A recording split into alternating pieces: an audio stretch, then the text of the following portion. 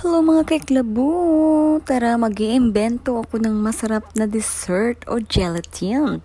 Yung tipong ganito yung itsura niya, napakasarap at napaka-cute. Para sa mga ingredients, meron akong kalahating melon. Tatanggalin natin yung laman ng melon. Lalagay natin siya sa may blender, i-blender natin to. Tapos tong melon na to gagamitin pa natin to mamaya. Bali, pure melon lang yung i-blender natin dito. Tapos gagamit tayo ng strainer para na mamasala natin at pino yung pagka-mixture ng ating melon. At pagkatapos ganyan, maglalagay naman tayo ng 1 sachet na orange or orange color na Mr. Gulaman. Tapos hahalu-haluin lang natin, nakasama na yung melon dyan. Maglalagay rin tayo ng 3/4 cup na cold water. Pagkatapos nga lulutuin natin to in a medium heat. Again, habang niluluto nyo to, huwag niyong kakalimutan halu-haluin to kasi para hindi magbuo-buo yung ating gelatin. At kung mapapansin nyo, nagiging smooth na yung kanyang texture. Maglalagay rin tayo dito ng artificial sweetener. Ito yung natural na sweetener na gagamitin natin dyan. Para din siyang Splenda, parang ganun. Bali, 3 sachet ang nilagay ko. Tapos kukunin na nga natin to at ilalagay na nga natin siya sa may melon fruits. At para naman sa next ingredients, meron tayong almond flavor na gelatin. Iligay ko lang yung buong sachet ng ating almond dyan. Tapos naglagay na rin ako ng 1.5 cup na cold water. Tapos ito nga pala ilalagay natin mamaya pang toppings natin. Pagkatapos natin mailagay yung ating almond na flavor na gelatin.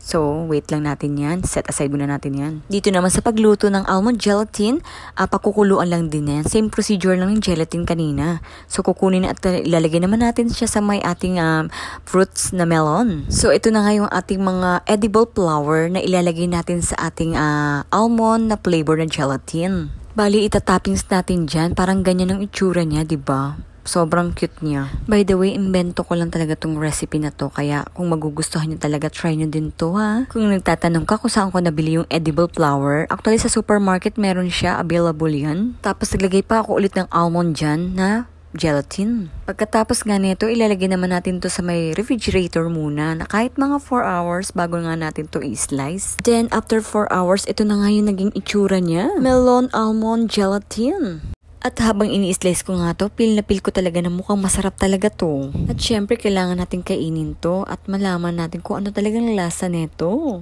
At tinikman ko na nga kung gaano kasarap to. Alam nyo ba, yung lasa niya is melon yung pinakababa, tapos naman lasang-lasa mo rin yung almond. Tapos yung lasa naman ng flour na edible is medyo may pagka-mint. Alam nyo ba, natutuwa ako dito sa dessert na to kasi 'di ba, besides sa masarap na at mukhang cute na cute talaga siyang kainin. Para siyang parang ayaw mong kainin actually kasi parang nangihinayang ka sa design. Ang cute naman kasi talaga niya. Salamat po sa panunood. Sa ulitin. Yum yum.